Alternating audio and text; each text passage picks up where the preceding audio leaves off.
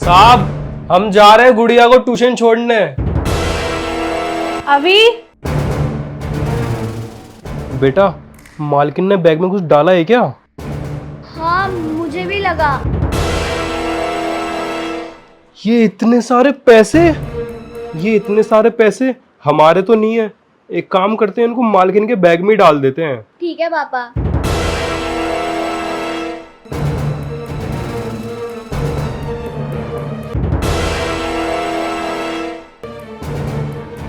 रुक जाओ। अभी ये दोनों ना चोर हैं और हमारे घर से ना चोरी करके भागना चाह रहे थे। तुम्हें याद है ना, जो तुम पैसे अपनी अलमारी में और पूरे घर में ढूंढ रहे हो पिछले 4 दिनों से, वो पैसे पूरे 2 लाख रुपए इन दोनों ने चोरी कर लिए हैं। और अब ना वो ये पैसे लेके भाग रहे हैं। इन दोनों की इतनी हिम्मत हो गई कि इन्होंने तुम्हारी अलमारी में से पैसे चुरा लिए और अब ना ये लेके भाग रहे हैं। वो पैसे ना और कहीं नहीं है, इन दोनों के पास है। अरे नहीं मैम साहब, आप ये क्या बोल रही हो? हम यहाँ भला चोरी क्यों करेंगे? हम तो यहाँ 2 साल से काम कर रहे हैं और हमारा तो खाना पीना उठना बैठना रहना सब यहीं पर ही है। पिछले 2 सालों में आपके घर में से एक भी चीज चोरी नहीं हुई है। और आपको ऐसा क्यों लग रहा है कि हम आपके घर में से 2 लाख रुपए चुराएंगे? चोर ना ये बात कभी एक्सेप्ट नहीं करता कि उसने ना चोरी करी है।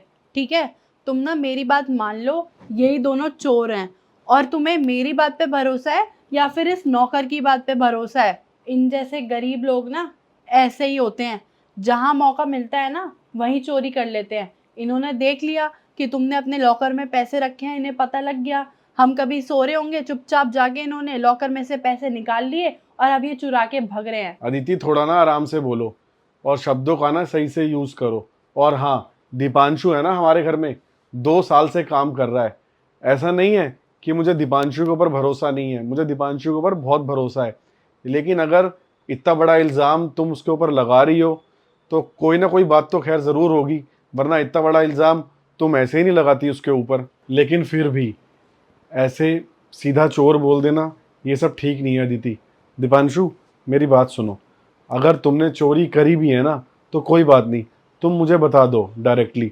मैं समझ सकता हूँ, क्या पता तुम्हारी कोई मजबूरी रही हो इसलिए तुमने ये कदम उठा लिया हो। अगर ऐसी ही बात है तो तुम मुझे बता दो, हम बैठ के बात कर लेते हैं। अदिति किसी को भी ये बात नहीं बताएगी और ये बात फिर यहीं दब जाएगी। लेकिन मुझे सच बताओ दीपांशु, तुमने क्या 2 लाख रुपए चुराए हैं?